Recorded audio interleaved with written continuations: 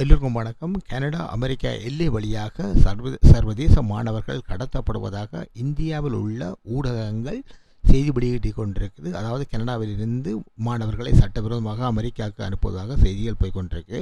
இது பற்றி தான் இன்றைய பேச போகிறேன். இது ஒரு செய்தியின் அடிப்படையில், அதாவது இந்தியா ஊடகங்கள் வெளியிடும் செய்தியின் அடிப்படையில் இந்த செய்தியை நான் உங்களுடன் பகிர்ந்து கொள்கிறேன்.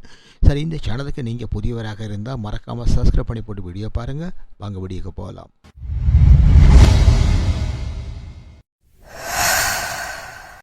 Unfortunate tragedies in Canada. 3 Indian students have been murdered in violent crimes. We are deeply saddened by these terrible tragedies that have struck our nationals in Canada. Safety and security and welfare of Indian nationals, in particular students. Okay, இப்போ நீங்கள் பார்க்குற செய்தி கேட்டிருப்பீங்க. இவர் என்ன சொல்கிறாருன்னு. சரி, என்ன விடியாமல் சொன்னால், கனடாவில் இருந்து கனடா அமெரிக்க எல்லை வழியாக சர்வதேச மாணவர்கள் கடத்தப்படுவது தொடர்பாக விசாரணை ஒன்றை இந்திய அரசாங்கம் துவங்கியுள்ளதாக செய்திகள் வெளிவந்து கொண்டிருக்கு. அதாவது இந்திய அரசாங்கத்தை மேற்கோள் காட்டி இந்தியாவில் உள்ள ஊடகங்கள் செய்தி வெளியிட்டு கொண்டு வருது.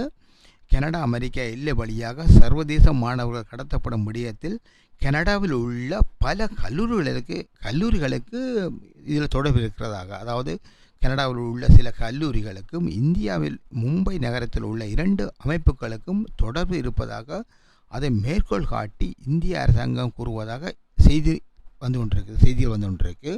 அது என்னென்று சொன்னால், இந்த விடயம் தொடர்பாக விசாரணை ஒன்றை இந்திய அதிகாரிகள் மேற்கொண்டதாகவும் பல்வேறு நகரங்களில் தாங்கள் மேற்கொண்ட ஆதாரங்களின் அடிப்படையில் இந்த ஆட்கடத்தல் ஆதாரங்கள் கிடைத்திருப்பதாக இந்தியா அரசாங்கம் அதாவது இந்தியா விசாரணை அதிகாரிகள் தெரிவித்திருப்பதாக செய்திகள் ஊடகங்களில் வந்து கொண்டிருக்கு.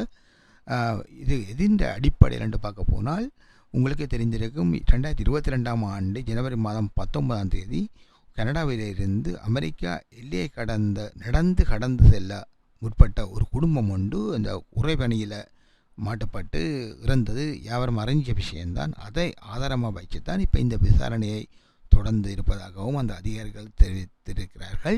அதுபோக கனடாவில் வேறும் சில இந்திய மாணவர்கள் 3-4 மாணவர்கள் சுட்டுக் கொல்லப்பட்ட விடயங்களும் இருக்குது. அதையும் விசாரணைக்கு உட்படுத்துவதாகவும் சொல்லப்படுகிறது. இப்போது இந்த 2022ஆம் ஆண்டு ஜனவரி மாதம் 19ஆம் தேதி அந்த இறந்த ஜெகதீஷ் பட்டேல் என்ற 39 வயது ஒரு தகப்பனும், அவருடைய மனைவி பெயர் வைஷாலி 37 வயது என்றும், இவர்கள் பட்டேல் குஜராத் இந்தியா குஜராத் மாநிலத்தைச் சேர்ந்தவர்கள் என்று சொல்லப்படுது. இவருடைய மகள் 13 வயசு, சின்ன பையனும் 3 வயசாக இருக்கணும்.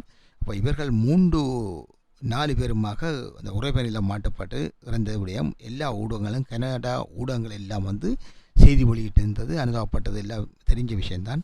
ஆனால் அந்த டைமில் இவர்களை சட்டவிரோதமாக கனடாவிலிருந்து அழைத்து சென்று நாடு கடத்த போர்டரை கடக்க உதவிய நபர்கள் என்று சொல்லி 2 பேரை USA அமெரிக்கா போலீஸார் கைது செய்தனர். அவர்கள் சம்பந்தப்பட்ட விடயமும் ஊடகங்களில் வந்தது. இந்த துயர சம்பவத்தை தொடர்ந்து இந்தியா அமலாக்க அதிகாரிகள் வெளிப்படையாக இப்போ விசாரணை தொடங்கியிருக்கிறார்கள். சரி, இவர்களுக்கு உதவியதாக கூறப்பட்ட 2 நபர்களை அந்த புளோரிடாவில் வச்சு கைது செய்தது ஒரு ஆளையும், மற்றவர் சிக்காகோவில் வச்சு கைது செய்யப்பட்டது. அந்த கைது செய்யப்பட்டவற்ற பேர் ஸ்டீவ் சாண்ட் என்ற ஒரு நபரும், அவர் அமெரிக்கா குடியுரிமை பெற்ற நபராக கூறப்பட்டது. அதே போல் மற்ற நபற்ற பேர் ஒரு பட்டேல், இந்தியாவை சேர்ந்த ஒரு குடிமகன் என்று சொல்லி அவற்ற பேர் ஹாஜ்குமார் பட்டேல் என்று சொல்லப்பட்டது. இவருடைய படத்தை நாங்கள் போட்டுக்கிறோம், இங்கே பாருங்கள். இதில் சம்மந்தப்பட்டபடியாக அந்த போலீஸ் அதிகாரிகள், அமெரிக்கா போலீஸ் அதிகாரிகள் இவர்களை கைது செய்ததாக செய்திகள் வந்தது. இப்போது இந்த விசாரணை என்ன நடக்குது என்று சொன்னால், இப்போ அதை மட்டும் இல்லாமல் நிறைய பேர் சட்டவிரோதமாக இதை தங்களுக்கு சாதகமாக பயன்படுத்தி கொண்டு கனடாவிலிருந்து சட்டவிரோதமாக அமெரிக்காவுக்கு ஆட்களை அனுப்புவதாக சொல்லப்படுகிறது. அதை பற்றி தான் இப்போ இந்த இந்திய அதிகாரிகள் விசாரணை தொடங்கி இப்போ கனடா மீது ஒரு கெட்ட பெயர் வந்த மாதிரி செய்திகள் பரவி கொண்டிருக்கு. சரி, எதோ இப்படியோ சரி, இது வந்து கனடா இப்போ மட்டும் நடக்கையில் அநேகமாக கனகாலமாக இது நடந்து கொண்டே இருக்குது. ஆனால் இப்போ தான் பெருசாக பேசப்படுகிறது. காரணம் வந்து கனடாவில் விசா மறுக்கப்பட்ட நபர்கள் இந்தியர்கள் மட்டுமண்டில்லை, அநேகமான மெக்சிகன் அதே போல் வந்து வேறு நாட்டு மக்கள் எல்லாம் கனடாவிலிருந்து போர்டர் வழியாக தப்பி அமெரிக்கா போவதும், அமெரிக்காவிலிருந்து தப்பிச்சு கனடாவுக்கு வருவதும் அது வளமையாக நடக்கிற விஷயம்தான். இருந்தாலும் இப்போது இது பெரிய பேசுபொருளாக வந்து கொண்டிருக்குது. சரி, இதுதான் இப்போதைய செய்தி. இதை உங்களிடம் பகிர்ந்து கொள்வதில் மிக்க மகிழ்ச்சி. சரி, இதை பற்றி நீங்கள் என்ன நினைக்கிறீங்கன்னு சொல்லி மறக்காமல் குமரில் போடுங்க. இதே போல் மற்றொரு வீடியோவில் சந்திப்போம் வரை, அது வரைக்கும் என்றென்றும் உங்கள் நான். நன்றி, வணக்கம்.